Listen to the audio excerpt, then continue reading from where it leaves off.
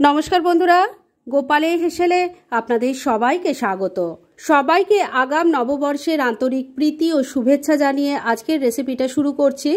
আজকে আমি আপনাদের সাথে শেয়ার করছি ছানার পায়েসের রেসিপি। এটা আমি যেভাবে তৈরি করেছি ঠিক সেইভাবে যদি আপনারা তৈরি করেন তাহলে ছানার বল একটাও ভেঙে যাবে না এবং দুধে দেওয়ার পর দুধও কেটে যাবে না এবং খেতেও হবে অত্যন্ত সুস্বাদু।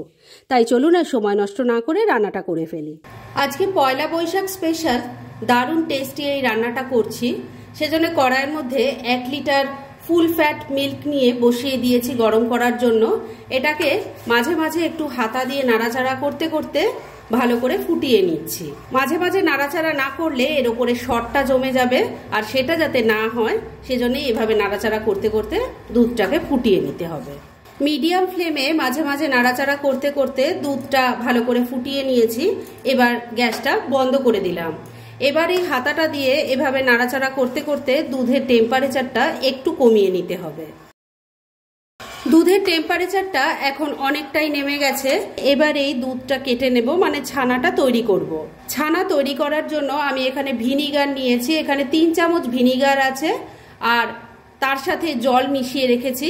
সেটা অল্প অল্প করে দিয়ে ছানাটা কেটে নেব। আপনারা ভিনিগারের জায়গায় লেবুর রস দিয়ে করতে পারেন বা টক দই দিয়েও করতে পারেন।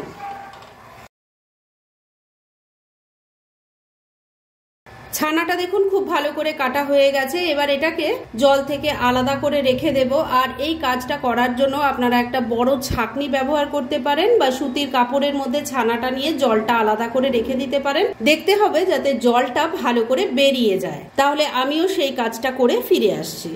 ছানাটাকে একটা বড় ছাঁকনির মধ্যে রেখে দিয়েছি যাতে এক্সট্রা জলটা বেরিয়ে যায়। আর ওভেনে আমি একটা বড় কড়াইয়ের মধ্যে 1 লিটার ফুল ফ্যাট মিল্ক আবার গরম হতে বসিয়ে দিয়েছি। এটাকে কিন্তু মাঝে মাঝে এভাবে নাড়াচাড়া করে দিতে হবে যাতে এর মধ্যে কোনো সর না জমে। আর এই দুধটা ফোটাতে ফোটাতে বেশ খানিকটা ঘন করে নিতে হবে।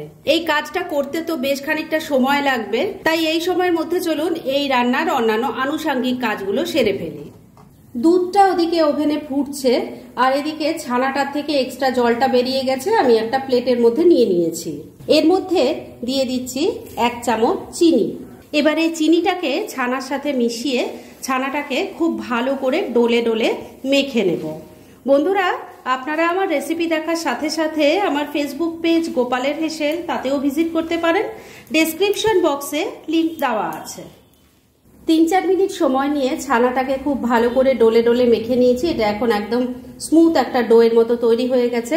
যেভাবে আমি ছানাটা তৈরি করেছি ঠিক সেইভাবে যদি ছানাটা তৈরি করেন তাহলে ছানা কিন্তু খুব সফট হবে, আর মিষ্টিটাও কিন্তু খুব সুন্দর খেতে হবে।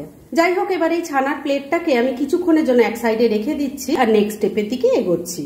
ছানাটাকে খুব ভালো করে মেখে রেখে দিয়েছি, আর ওই কাজটা করতে করতে দুধটাও কিন্তু অনেকটাই দেখুন ঘন হয়ে গেছে। এবার এর মধ্যে আমি দিয়ে দিচ্ছি একটু মিল্ক পাউডার। 10 টাকার আমুল স্প্রের যে প্যাকেটগুলো পাওয়া যায় সেটাই আমি 2টো এখানে দিয়ে দিলাম। মিল্ক পাউডারটা দিলে খেতে কিন্তু ভীষণ ভালো হয়, টেক্সচারটাও দারুণ আসে। ভালো করে মিশিয়ে নিচ্ছি।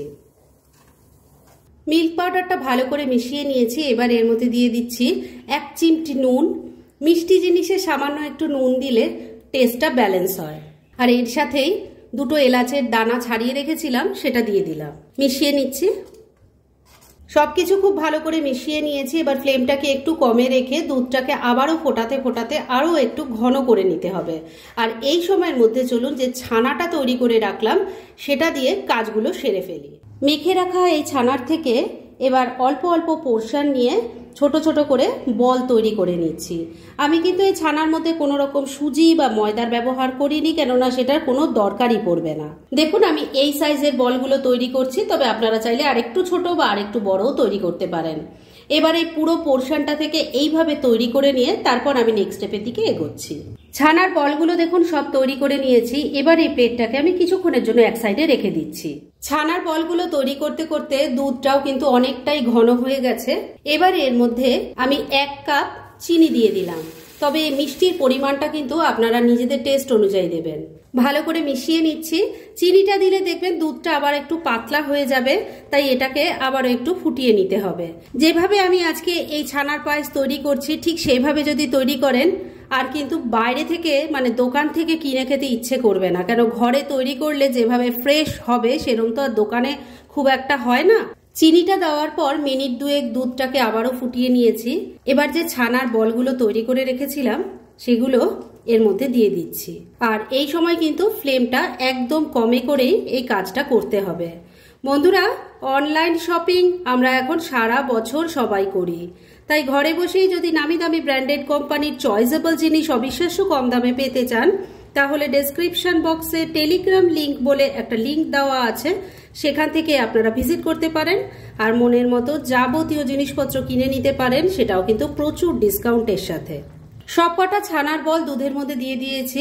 এবার ফ্লেমটাকে মিডিয়ামে করে দিয়েছি। এই ফ্লেমে দুধটা এবার ফুটিয়ে নিতে হবে। তবে বলগুলো দেওয়ার পরে পরেই কিন্তু একবারে এটা নাড়ানোর চেষ্টা করবেন না, কেননা বলগুলো খুব নরম তো, তাহলে ভেঙে যাবে। তাই মিনিট দুয়েক আগে মিডিয়াম ফ্লেমে এইভাবেই ফুটিয়ে নিচ্ছি।